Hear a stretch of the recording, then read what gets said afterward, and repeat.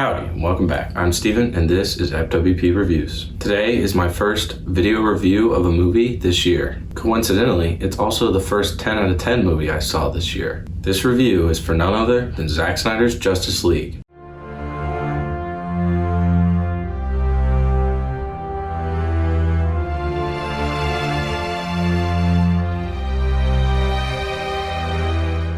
Zack Snyder's Justice League is the 4-hour cut of Justice League that is the definitive Justice League movie. It comes 3.5 years after the release of the criminally horrible Justice League. A lot of the base story remains the same, and a lot of the changes come in the form of added scenes as well as new characters. We also see a large emphasis on character development as well as the story just being done justice. League.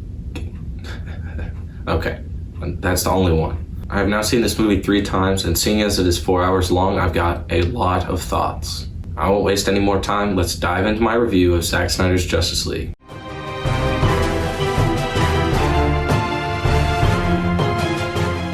We'll start things off with my spoiler-free section. First and foremost, a movie is nothing without its context.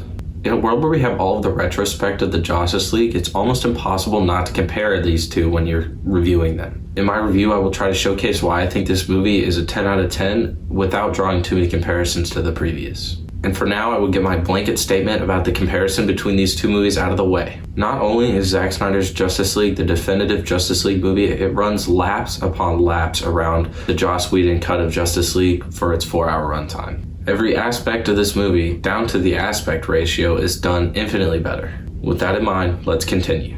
I will start out with my general love for the movie as we try to work through my spoiler-free thoughts. While I highly recommend clicking off this video before you hear anything else, if you're still not convinced about watching the movie and need some spoiler-free thoughts, this section will be that, and I will make it abundantly clear when the spoilers start to roll in. I would like to start out with how well this movie is structured both narratively and visually. The 4:3 aspect ratio has been a hot talking point, and it really doesn't feel like a gimmick in the movie, and it really just helps to shape the movie to what is being framed so obviously. Additionally, about 70% of the VFX in this movie is top-notch. Almost all of that 70% of VFX we get is comparable to today's top competitors. The other 30% were hit or miss and ultimately did come off looking kind of bad. While I think it is nearly inexcusable that a movie of this budget and this time frame has bad VFX shots, my only complaint about the movie did end up being these VFX shots. In a world where VFX is overstated anyways, I find it hard to let that ruin a 5-star experience, much like the sound mixing we found in Tenet. On the note of the narrative structure is done so well, and it's a part of what makes this movie ultimately work as the epic it is. The movie takes a lot of time for character development. This movie has a surprising lack of just high-octane action, yet the 4 hours doesn't even feel like 4 hours because of how well it's paced. Chapters also work really well because say you have a friend who abhors a 4-hour movie. They can watch it like a TV series. Now, it won't be the same as watching a miniseries necessarily, but it gives the viewer an easy ability to split it up into more feasible sittings. I plan to eventually do a rewatch like this, as I imagine it would be a fun and interesting way to see it unfold, but I also think that if you can suffer through the 4-hour runtime, watching it as one whole piece just works so well. I think an easy point to make about this movie that's not always an easy one is the artistry that's on display. What we're seeing here is seeing Zack Snyder bring his vision of one of the most interesting and entertaining superhero movies and just putting it all out there. Every shot of this movie, like many of Zack Snyder's movies, feels like a painting. Also, we see Junkie XL create an extensive but amazing 54-song soundtrack. He is one of the greats working in the music scoring industry these days, and this is one of his best soundtracks. There are so many clever and unique themes we see play out that help tie the movie together. I also think the callback to previous scores of his and Zimmer's really work well for this movie. This is the end of the spoiler-free section. Most of my spoiler-free thoughts have pertained to the technical aspects of the movie. I want to take the rest of the video to dive deep into the characters and the story without having to work around and avoid spoilers. If you haven't seen the movie and you're still here, click off now and come back later. I won't mind. If you're on the fence about this movie, watch it, give it a chance. I don't think you'll regret it, but even if you do, what's 4 hours in your whole life? If you're still here, let's move into the spoilers.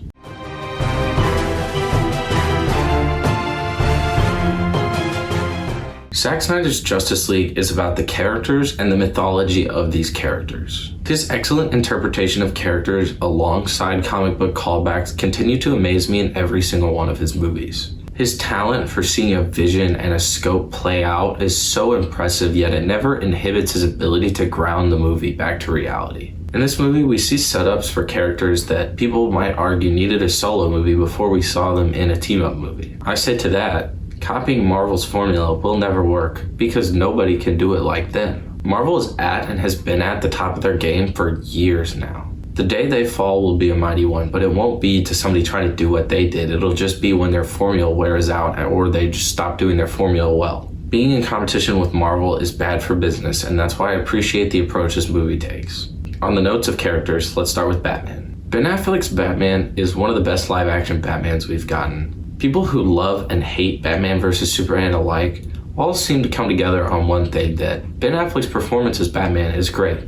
Whether or not they even like the interpretation, they still love his performance. To put it frankly, in the 2017 Justice League, Batman is a little fucking bitch. In this movie, we see a Batman that's different from Batman vs. Superman, but he's evolved in an effective and believable way, and he doesn't lose a part of his ruggedness and ability to play the character. We get to see some really effective growth, although it's really subtle in the movie. We see somebody who has been hardened by fighting criminals for years upon years begin to learn that logic can only carry you so far and that sometimes you just have to have faith. He puts together a team and he takes that leap of faith. It's an effective way for him to grow, but it's also way more believable. We also see some pretty funny and great interactions in general from his character. Most of his funny interactions are with Alfred, played by Jeremy Irons, who also kills it in this movie. His fight against the swarms of parademons also really gets the blood pumping. In the newly shot Nightmare scene, we get to see Ben Affleck return to the cowl, and he gives one of the best performances he's given in just a matter of seconds. Another character to consider is Wonder Woman. The spotlight isn't shining on her, but she never fails to impress. Her arc continues to be the same for her character, but we get to see just much better moments from her in general. In the first scene we see her in, we actually get to see her displaying her powers, and that really effectively builds for the rest of the movie. Superman finally gets his black suit,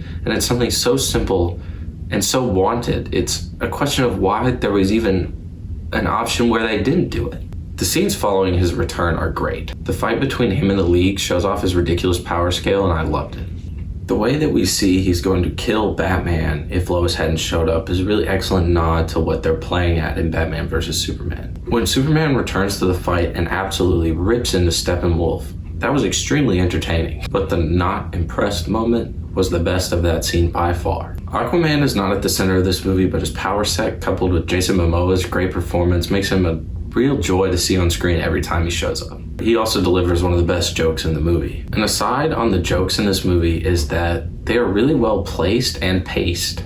Like the narrative pacing in this movie, the jokes always seem to come at the right time and at the right moment. Cyborg gets the biggest upgrade in this movie, and it's a crime that we didn't get to see the rest of his story before. Cyborg and Flash's stories are at the heart of this movie. Seeing Cyborg's backstory, coupled with the tension that we see every time him and his father are on screen, was really effectively done. Ray Fisher also killed it with his performance. Seeing Cyborg get the attention necessary to make him an amazing character, and seeing him explore his really unique and awesome power set, it was just awesome to see. The Flash gives some of the best scenes in the movie. Everything that was related to the revival of Superman involving the Flash was really well done. How we see him talking about him being his hero and him immediately being the one to think to bring back Superman, it's just so effective to see that dynamic play out. Seeing him struggle with his dad was something really effective, but also seeing the scene where he saves Iris, that scene was gorgeous to look at, and it was so wrenching even though you barely know these characters in this context. The scene where he helped Wonder Woman with her sword was really cool, as well as the scene where we see the time warp being created by his speed for the first time when they're saving Superman. However, all of these moments and every other moment in the movie pale in comparison to this one Flash moment. When we see Flash travel back in time to undo the Unity after Steppenwolf effectively won, my god. I've had the most chills I've had in a comic book movie, maybe second to Endgame. The visuals and the voiceover just blend so well in this scene. Seeing this scene play out was emotional, and it was beautiful, and it was action-packed. The Flash is probably one of my favorite characters in any media owned by any company. So seeing him get the live-action, big-budget blockbuster treatment that he deserves, it was beautiful, and it was by far my favorite scene in the movie, and maybe any comic book movie ever. Ezra and Zack really worked to create something worthy of this mighty character, and just seeing it unfold, man, I'm never gonna forget it for years.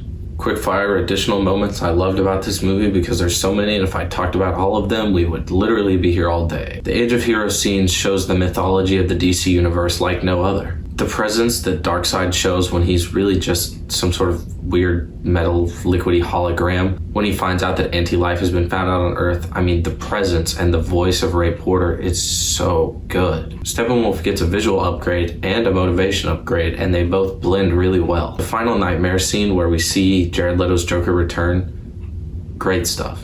While Jared Leto's Joker isn't the best Joker we've ever had, and he probably wouldn't be no matter what, it's great to see a live-action Joker and a live-action Batman interact in the way that they should. Finally, I think that the way this movie connects to Batman vs. Superman, like Batman vs. Superman connected to Man of Steel, is done really well, and it helps tie them in and keep this stuff going. With that, I think it's time to wrap this video up. I have already spit out a lot of why I think this movie is great, and I'm probably forgetting a lot, but I hope that I have been able to illustrate why this movie is so amazing to me and people alike. I hope you guys enjoyed this video, because I enjoyed making it and watching this movie and really getting into it.